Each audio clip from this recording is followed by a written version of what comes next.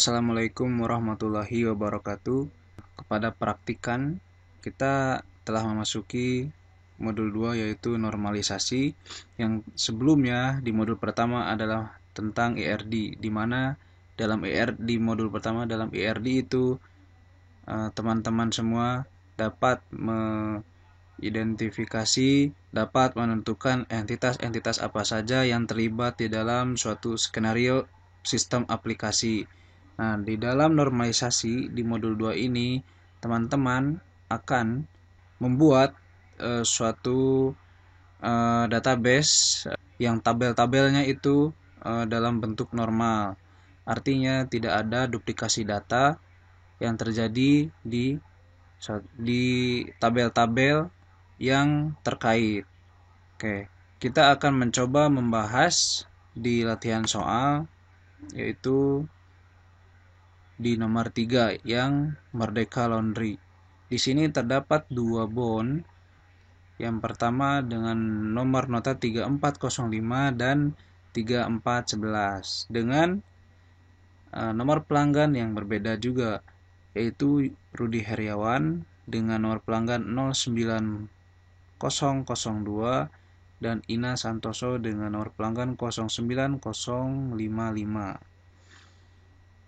Nah, dari nota ini teman-teman harusnya apabila di modul 1 sudah lancar, teman-teman bisa menentukan atribut apa saja yang terdapat di nota ini.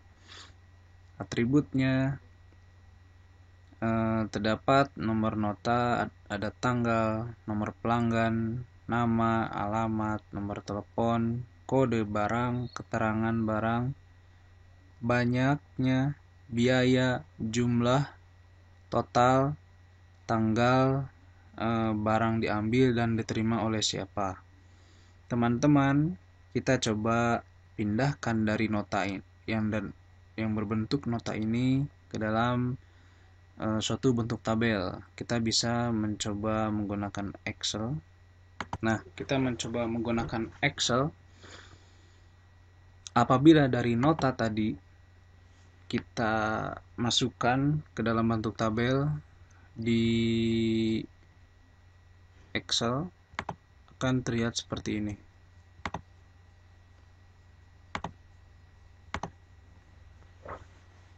Di sini kita menyebutnya adalah UNF, yaitu Anormalization Form. Jadi tabel yang memiliki atribut bernilai ganda. Mengapa disebut atribut bernilai ganda?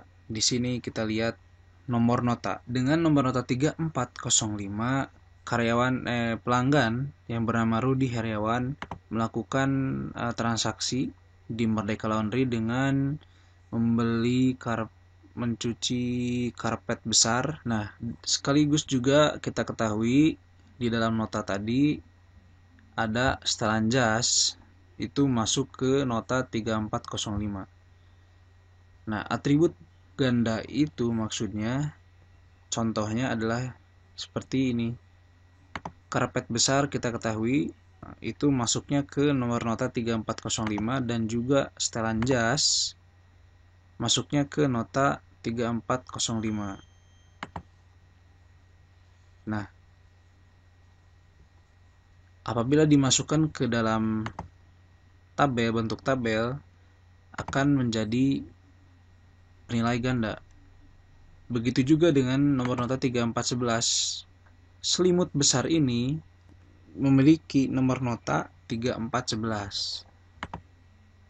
Sama juga dengan baju toga dan bed cover dengan nota 3411.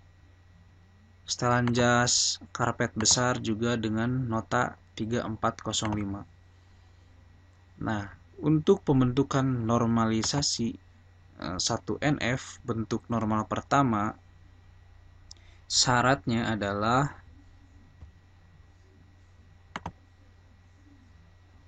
teman-teman bisa baca di modul untuk 1NF itu di mana interaksi atau perpotongan antara kolom dan baris hanya berisi tepat satu nilai data saja.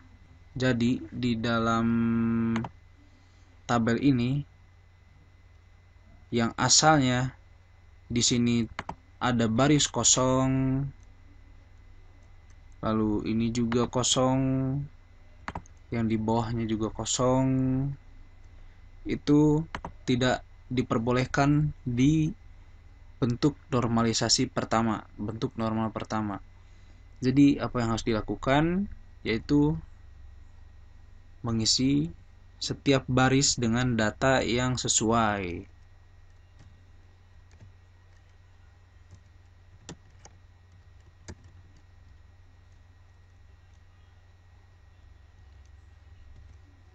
Nah,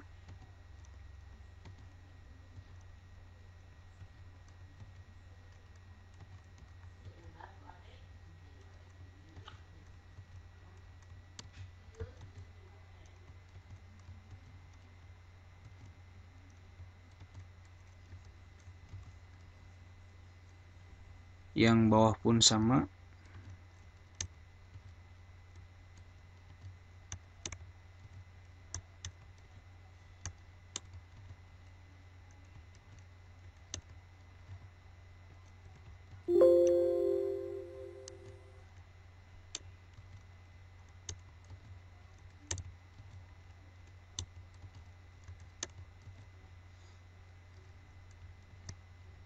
Oke. Dalam bentuk tabel seperti ini itu sudah memenuhi untuk 1NF, bentuk normal pertama. Nah, kita lihat lagi syaratnya, yaitu relasi di mana interaksi atau perpotongan antara kolom dan baris hanya berisi tepat satu nilai saja, satu nilai data saja. Nah, cara mengubahnya di sini ada caranya, yaitu baris data yang memiliki atribut ganda dijadikan beberapa baris. Maksudnya studi kasus yang tadi yang asalnya di sini kosong, kita sudah mengisinya. Jadi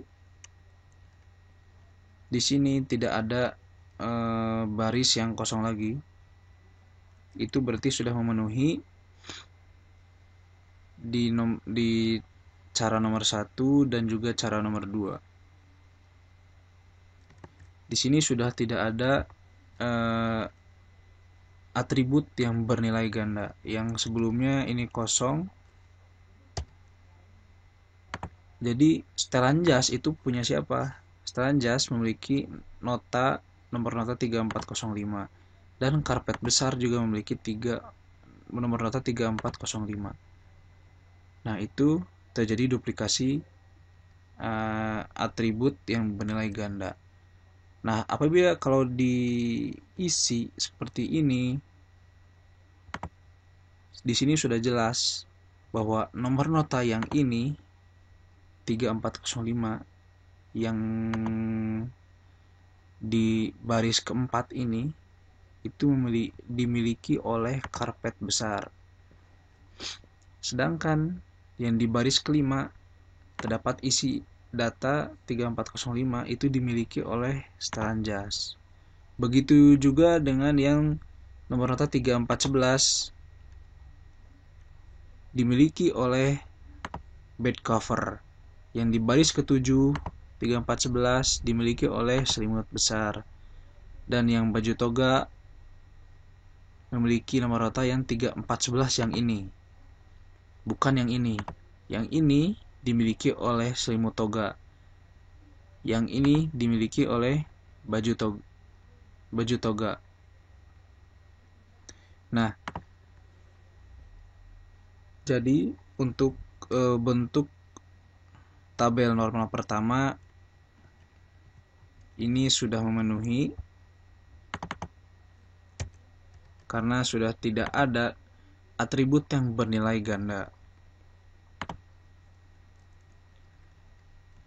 Nah, untuk primary key kita bisa menentukan di sini yang menjadi primary key artinya adalah atribut yang unik.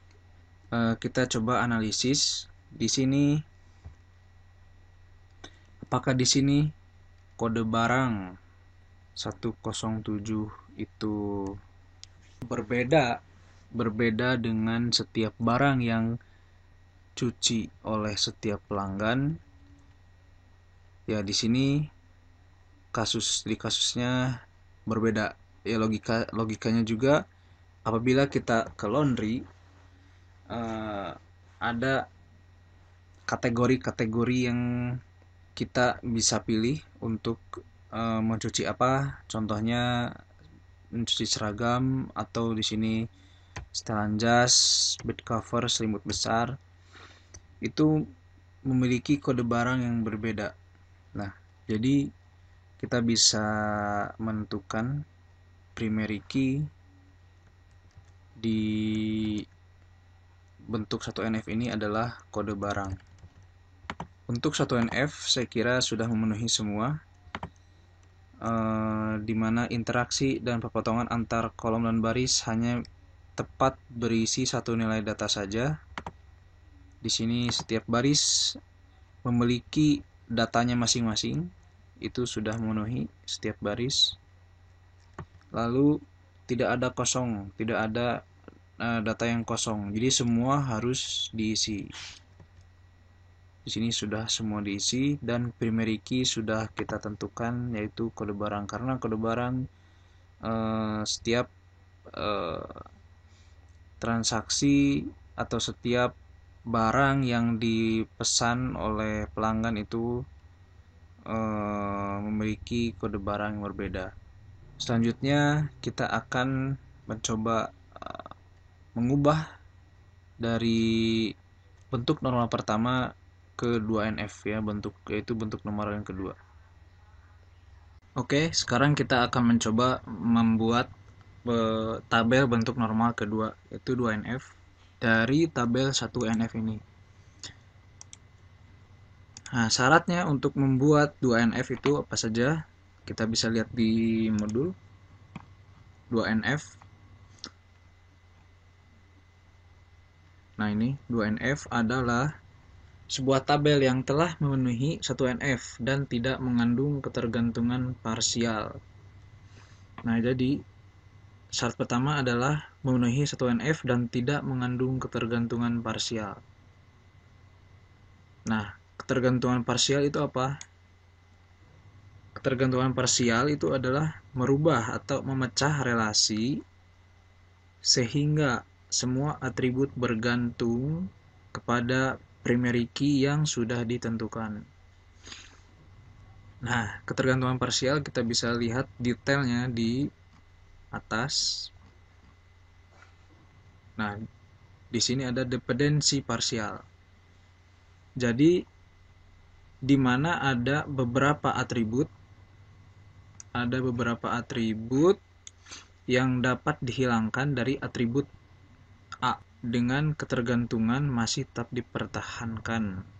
Jadi dari tabel 1NF ini nanti kita tentukan dulu kunci primer yang mana saja.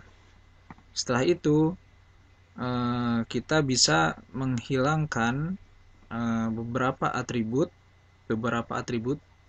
tidak semua atribut, jadi beberapa atribut dari setiap kunci primer yang akan kita tentukan terlebih dahulu. Oke, kita sekarang mencoba untuk menentukan primary key dari tabel ini. Tadi syaratnya adalah untuk memenuhi 2NF adalah harus sudah menjadi 1NF dan syarat itu sudah terpenuhi.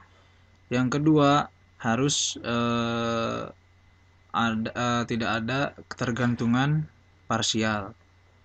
Nah, ketergantungan parsial itu kita harus menentukan dulu primary key-nya mana saja, lalu nanti kita pisahkan atribut yang bergantung ke primary key tersebut. Nah, di sini ada nomor nota. Arti dari primary key itu adalah unique. Jadi jika kita mencari 3405 berarti hanya ditemukan satu baris saja, tidak dua, tidak lebih. Nah, di sini jika kita lihat 3405 punya dua record. 3411 ada 3, berarti ini nomor nota itu bukan primary key. Nah, kita lihat tanggal di sini juga 2. Untuk yang 3411 juga memiliki 3, berarti tanggal bukan kunci primer. Begitu juga dengan nomor pelanggan. Terdapat 2 nama. Nah, jika di dalam tabel ini tidak ditemukan suatu kunci primer, kita bisa menentukan 2 kunci primer di tabel ini yang saling berkaitan. Contohnya 3405 dengan tanggal. Nah, ini sudah ditemukan 2 baris, berarti tanggal bukan primary key. Nota dengan nomor pelanggan pun sama. Nah, kita cari di sini yang berbeda. Nah, kode barang 3405 dengan kode barang 107. Hanya ditemukan satu baris saja. 3405 dengan 202. 3411 hanya ditemukan satu baris saja dengan 115, tidak ada baris lagi. Nah, apakah mungkin dengan nomor nota yang sama ditemukan kode barang yang sama juga? Jadi 107 ini ada 2 dengan nomor nota 3405. Nah, itu tidak mungkin. Jika Rudi Heriawan ini ingin transaksi dengan lebih dari 1 kode barang, itu tinggal ditambah di banyaknya saja. Misal di sini karpet besar itu banyaknya 2. Nah, tinggal ditambah saja kuantitinya. Nah, untuk setelan jas juga sama. Di sini jika lebih dari 1 ya 2. Jadi 3405 dan 107 itu unik. Nah, apakah dengan biaya nomor nota dengan biaya? Dalam kasus ini ya harganya berbeda. Tapi jika nanti ada item baru lagi dengan harganya sama 12.000, berarti itu bukan primary key. Karena harga itu bisa saja sama tapi barangnya berbeda tapi harga sama, itu bisa saja. Tanggal. Nah, ini sama seperti tanggal diambil itu sama dengan tanggal transaksi, dan total pun sama. Berarti yang berbeda di sini adalah nomor nota dan kode barang. Ini adalah kunci primernya.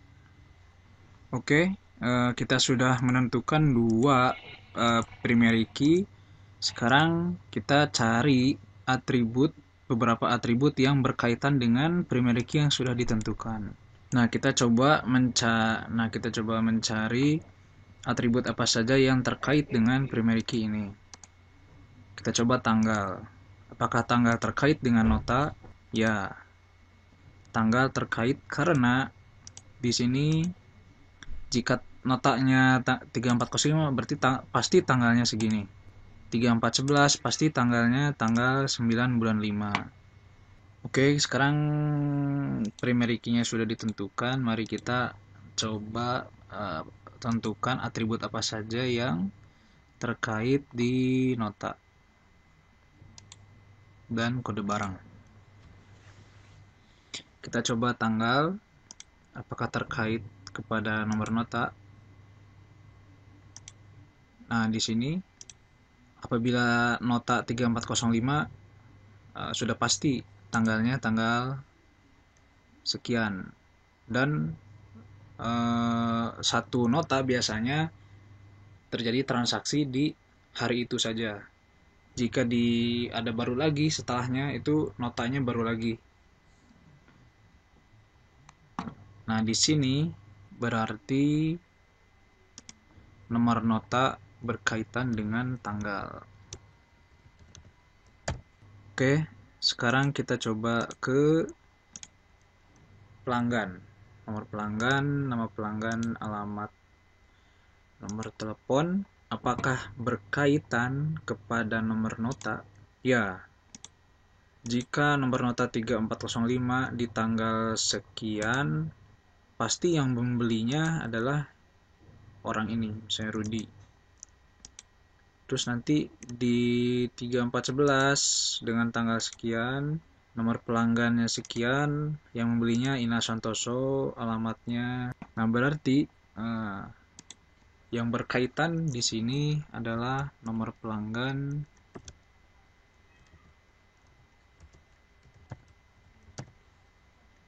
lalu nama pelanggan, alamat pelanggan, nomor telepon. Sekarang apakah lanjut ke kode barang? Jika tanggal, apakah setiap tanggal segini itu sudah pasti kode barang yang setuju? Tidak, karena dalam satu transaksi bisa membeli beberapa item kan. Nah, di sini ada setelan jas itu tanggalnya segini. Itu berarti tanggal tidak berkaitan dengan kode barang. Nah, untuk keterangan itu apakah berkaitan dengan nota? Tidak. Karena di selanjutnya 3405 ini keterangannya setelan jas, kode barangnya 202. Berarti yang berkaitan dengan keterangan itu adalah kode barang, karena kode barang segini pasti karpet besar. Terus kode barang 202 pasti setelan jas, 115 pasti bed cover. Nah, di sini kita langsung saja keterangan. Oke, sekarang kita coba atribut banyak apakah terkait dengan nomor nota.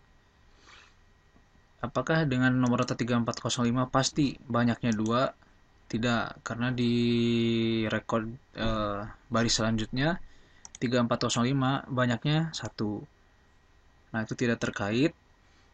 Nah, apakah dengan kode barang 107 pasti 2? Nah, enggak juga. Di 2 bisa saja oleh pembeli lain, misalnya di sini ada pembeli baru namanya Asep.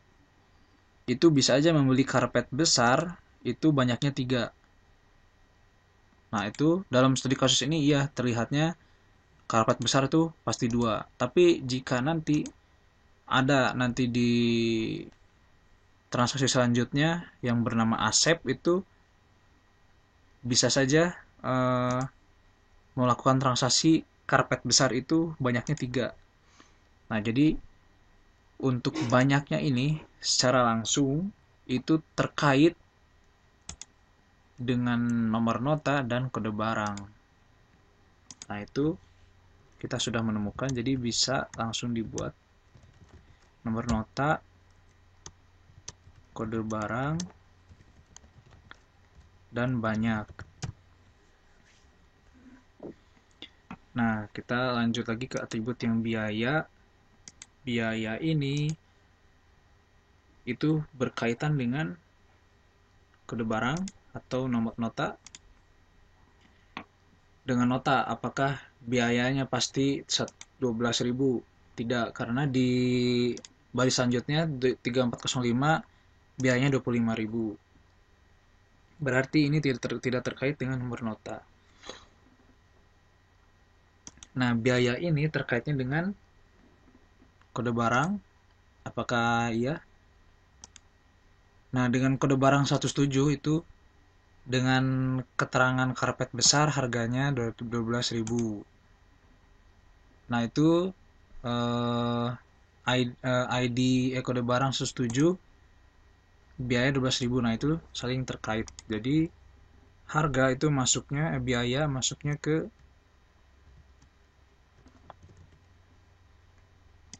field yang ini, yaitu berkait dengan kode barang. Lalu selanjutnya jumlah. Ini total dari pembelian, banyaknya, lalu biaya dan jumlah. Jadi ditemukan harga 24.000 ini. Nah, ini apakah di nota 3405 bisa pasti 24.000? Belum tentu. Karena jika ada transaksi baru, bisa saja melakukan transaksi dengan jumlah yang sama 24.000. Jadi jumlah tidak terkait dengan nomor nota. Lalu apakah dengan kode barang? Nah, kode barang tidak mungkin terkait dengan jumlah, karena jumlah ini adalah hasil dari perkalian banyaknya dan biaya. Nah, berarti secara langsung jumlah ini berkaitannya dengan nomor nota, kode barang, dan banyaknya. Jika banyaknya kode barang misalnya 107 ini karpet besar dan banyaknya 3, berarti jumlah pun akan mengikuti jumlah ini akan mengikuti total dari banyaknya per item barang. Di sini harganya 12.000, jika kita beli 3 berarti jumlahnya 36.000. Jika kita beli 2, 24.000. Berarti jumlah masuknya ke berkaitan dengan nomor nota, kode barang, banyak, dan jumlah.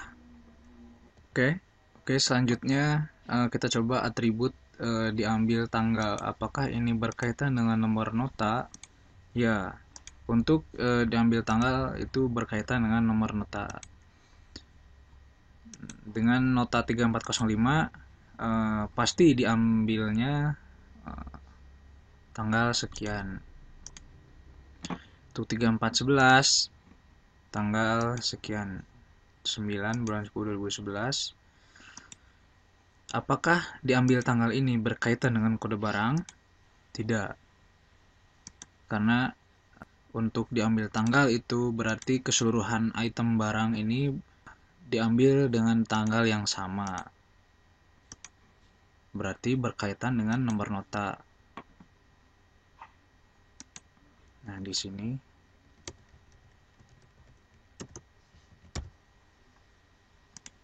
dan atribut terakhir yaitu total. Kita coba analisis lagi dari 3 ini. Apakah total terkait dengan nomor nota? Di sini bisa saja, karena dengan nota 3405 ini berarti totalnya 49.000. Itu dari hasil transaksi dari pembelian barangnya. Tapi apakah total ini berkaitan dengan kode barang? Tidak. Karena total ini adalah hasil dari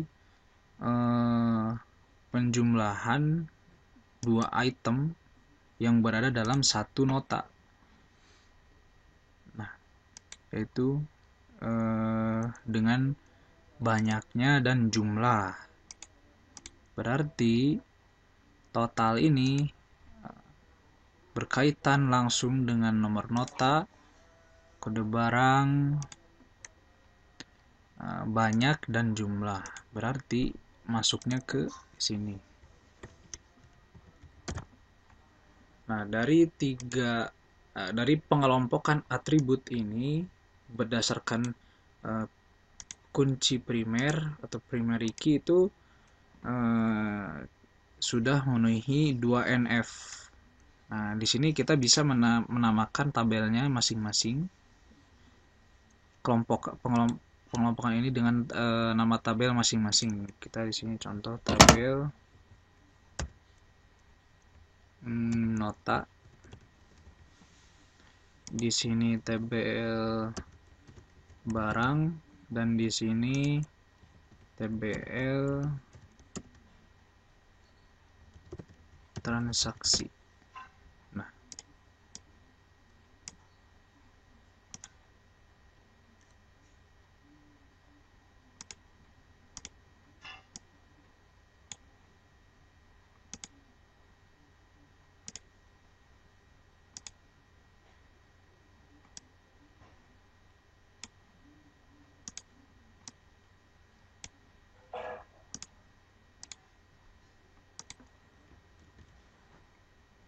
ini dengan primary key.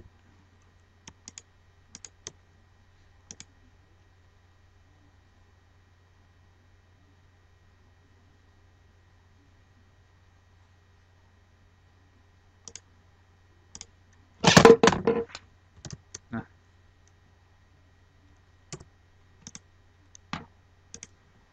kita sudah memenuhi 2NF.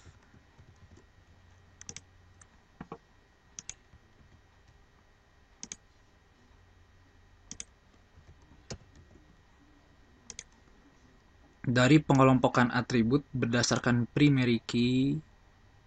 Nah, ini sudah memenuhi aturan persyaratan di 2NF. Nomor nota itu, nah, atribut tanggal, nomor pelanggan, nama pelanggan, alamat pelanggan, nomor telepon, dan diambil tanggal itu terkait dengan nomor nota. Untuk keterangan dan biaya terkait dengan kode barang. Nah, untuk total jumlah, banyak, dan kode barang itu terkait dengan nomor nota. Nah, selanjutnya adalah kita akan mencoba dari 2NF ini menormalkan lagi ke level selanjutnya, yaitu 3NF. Oke teman-teman, sebelumnya kita sudah membuat 1NF dan 2NF. Sekarang kita mencoba ke 3NF. Syarat 3NF itu apa saja? Nah, kita bisa lihat di modus. Syarat 3NF itu adalah tabel yang memenuhi 2NF. Oke.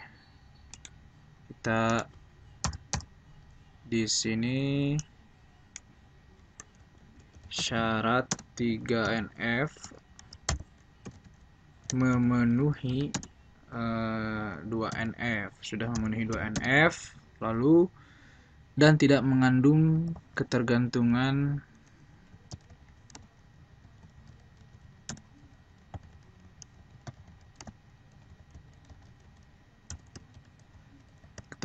transitif.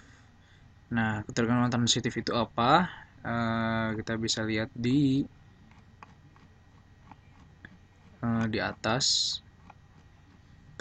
Nah, dependensi transitif adalah kondisi di mana atribut A, B, dan C merupakan atribut sebuah relasi, di mana A itu terkait ke B dan B adalah terkait ke C. Nah, dari contoh tabel 2NF ini, tadi 3NF itu syaratnya ini memenuhi 2NF dan tidak mengandung ketergantungan transitif. Artinya di 3NF itu bahwa atribut non kunci primer memiliki keterkaitan kepada atribut non kunci primer lainnya. Nah, jadi atribut non kunci primer memiliki keterkaitan kepada atribut non kunci primer lainnya. Kita lihat di tabel nota. Apakah ada atribut non kunci primer yang terkait kepada atribut non kunci primer lainnya di tabel nota? Nah, di sini kita lihat di tabel. Nah, studi kasus ini nih, yang nomor pelanggan. apakah di setiap nomor pelanggan 09002 itu namanya Rudi Heriawan dan 09005 adalah Ina Santoso? Nah, itu saling berkaitan. Sudah pasti dengan nomor pelanggan ini, nama pelanggannya adalah Rudi Heriawan. Dengan nomor pelanggan yang ini, nama pelanggannya adalah Ina Santoso. Dan apabila nanti ada lagi pelanggan baru, pasti nomor pelanggannya berbeda, tidak mungkin sama. Nah, berarti di sini kita sudah mencoba bahwa ada di nomor nota itu kita buat di sini nomor pelanggan. Kita pisahkan dengan nomor nota yang tadi. Nama pelanggan, alamat pelanggan, nomor telepon, dan diambil tanggal itu tidak masuk ke pelanggan karena itu nah, untuk atribut selain diambil tanggal itu masih terkait dengan nomor notanya. Nah, di sini nomor pelanggan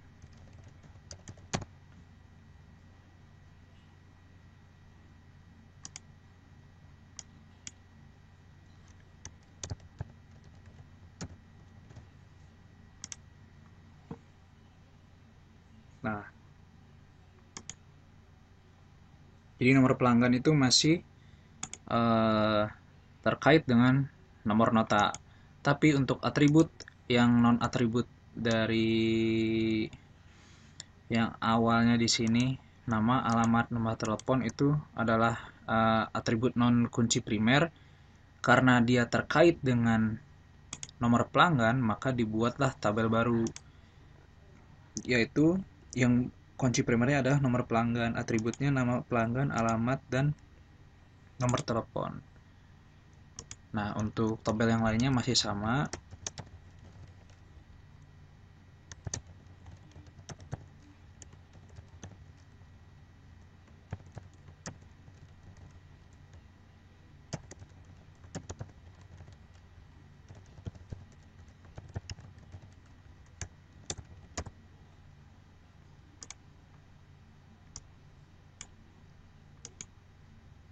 Nah, seperti ini.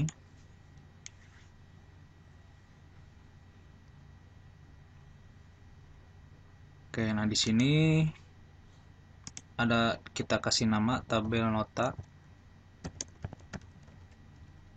Di sini tabel pelanggan. Di sini tabel barang. Dan di sini tabel transaksi. Oke, nah di sini di tabel transaksi primary key karena di sini nomor nota itu bisa memiliki kode barangnya lebih dari satu, sedangkan kode barang itu hanya satu primary key, tapi bisa di banyak barang, tapi bisa di satu nomor nota. Jadi di sini kita ganti untuk primary key-nya sebenarnya kode barang, dan di sini adalah nomor notanya berapa. Terjadi kesalahan penulisan saja, tapi tetap saja di sini untuk 2NF masih tetap, cuma diganti saja primary key-nya menjadi kode barang. Karena dalam studi kasus di sini nomor nota ada dua field dengan item kode barangnya 107 dan 202, karena itu tidak unik. Nah, untuk unik gimana caranya? Yaitu primary key-nya kode barang. Nah, dan di tabel transaksi tercatat nanti kode barang 107 itu di transaksi berapa, yaitu transaksi 3405, dan 202 nomor notanya 3405 juga. Jadi primary key-nya adalah 107, itu adalah kode barang 202 kode barang. Nah, di tabel transaksi jadi primary key-nya kode barang. Ini sudah terbentuk untuk 3NF yang asalnya adalah berbentuk nota seperti ini. Kita sudah mendesain agar di setiap tabel ini tidak ada ambigu, data duplikasi. Nah, di sini di 1NF itu masih ada duplikasi data. Bahwa 3405 itu masih ada 2 baris. Nah, jika nanti di tabel 2NF ini sudah kita kelompokkan per atribut berdasarkan kunci primernya, primary key. Nah, itu sudah mengurangi duplikasi data. Tetapi, nah, untuk proses transformasi dari 2NF ke 3NF itu tidak semua studi kasus punya 3 sampai 3NF. Itu tergantung gimana kita nyeleksinya dari konsep-konsep persyaratan 3NF itu seperti apa dari 2NF. Nah, itu kita juga harus bisa meneliti satu-satu atribut, kita coba cocokkan ke primary key-nya apakah itu terkait atau tidak. Jika terkait, maka kelompokkan berdasarkan primary key-nya. Nah, jika itu terkait lagi dengan primary key yang lain, kelompokkan dengan primary key yang lainnya juga. Nah, itulah materi tentang normalisasi, pembentukan 1NF, 2NF, dan 3NF. Untuk itu, terima kasih. Assalamualaikum warahmatullahi wabarakatuh.